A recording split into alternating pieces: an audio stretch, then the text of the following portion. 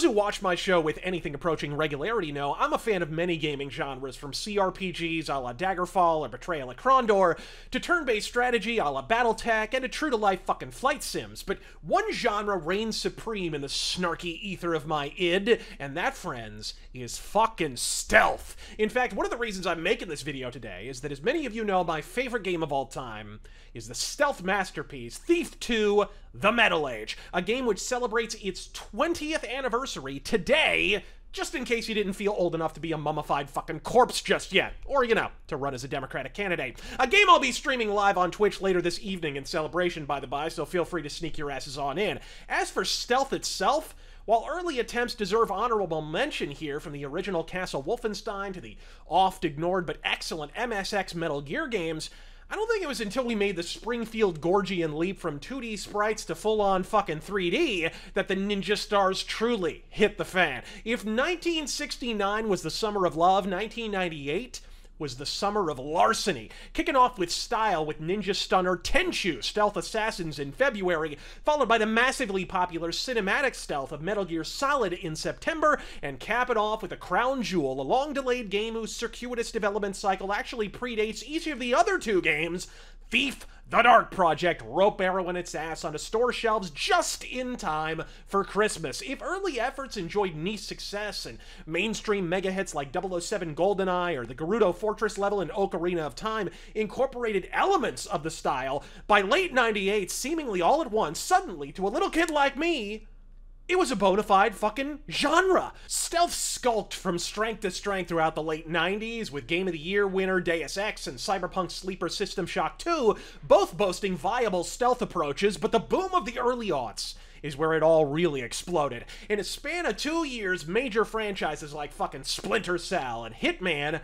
were joined by a successful sequel wave, Thief 2: The Metal Age, Tenchu 2, and the once engaging, now arcing toward Animu, Metal Gear Solid 2, Yawns of Vapidity. Why am I relaying information a 10-minute trip to Wikipedia would readily confirm without my characteristic peppering of profanity? Simple.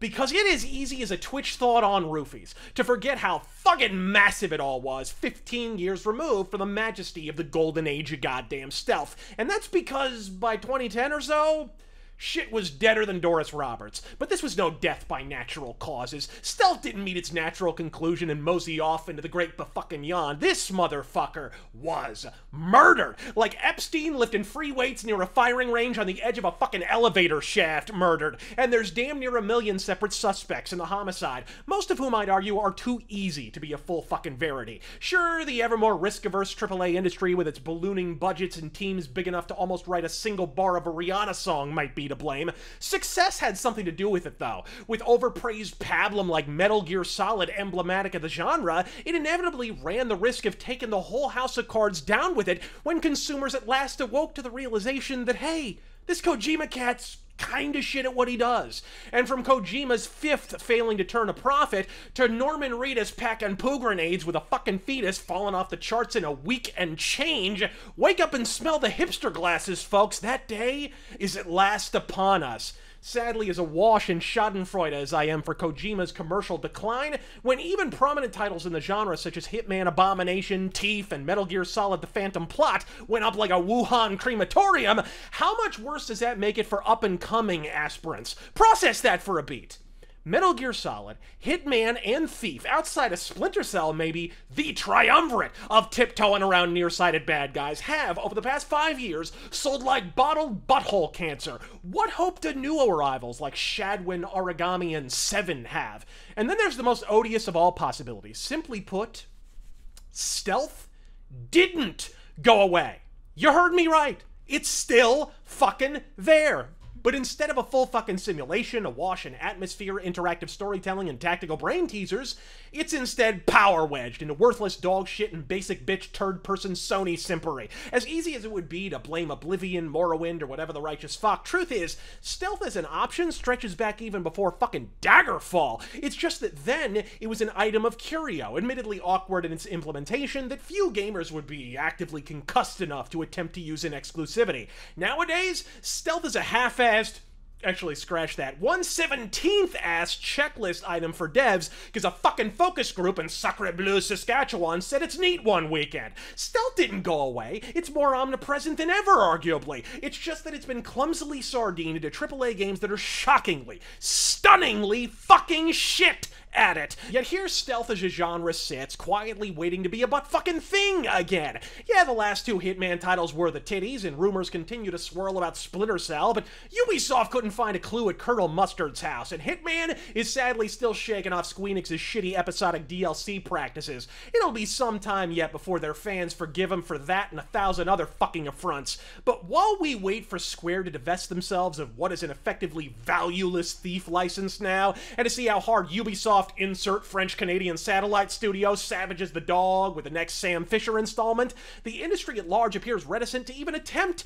dedicated stealth as such, a genre that has sold hundreds of millions of video game copies, held breathlessly at bay by vacuous suits content to badly ape its gameplay in lesser efforts like fucking Last of Us, and all beneath the camisole thin veneer of not being commercially viable. But here's the thing, you fucking hacks, neither was Battle Royale before it fucking was, and turn-based strategy before it fucking was, and rhythm games, and space sims, and every other fucking genre you've lit ablaze and looted the corpse thereafter. As I've said a million times, there is no such thing as an empirically non-commercial game. Only shit games and good games with shit marketing. Make the game you want, stealth very much included, and let the motherfuckers in marketing worry about selling it. Next to devouring the blood of the innocent, that's sorta kinda a marketer's job. I'm Razor Fist. God fucking speed.